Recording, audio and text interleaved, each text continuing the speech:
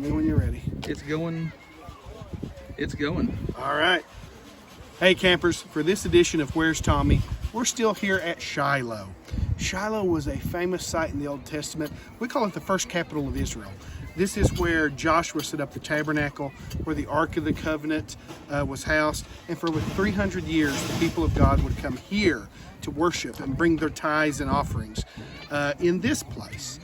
So it's a very fascinating, important biblical place. Now, as archaeologists, what are we looking for? We're looking for evidence from all levels of history, but in our specific square, I thought I'd show you a few things.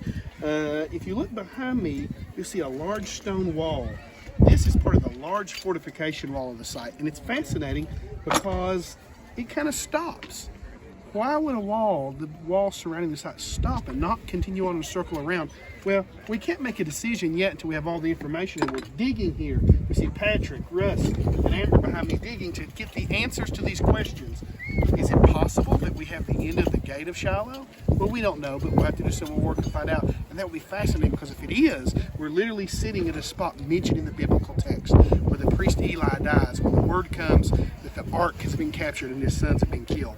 Now, what sort of things do we dig up? We found a lot of different material, everything from bones to Patrick here has been finding all kinds of stone vessels, haven't you, Patrick? Yes, sir. And these are items used primarily in the first century, in the Second Temple period, items that Jewish believers would have used for ritual purity. If you remember from last year, it's one of these stone mugs we think Jesus probably used and passed at the Last Supper. And I wanted to show you an example of a simple artifact that Amber dug up today. This is the top of a first century large storage jar. Maybe it would be as tall as from the ground to here, and we can tell what it is by the style of the rim and the ridge and the decorative elements we find on it. So what are we looking at? We're looking at part of a vessel literally from the time of Jesus in the New Testament. It's very exciting to dig these things up and to learn from them how they bring the world of the Bible to life.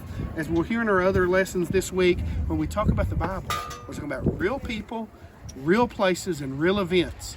And that's what we have here at Shiloh, where the material culture matches up with what we read in the Bible. And we'll talk more about that later.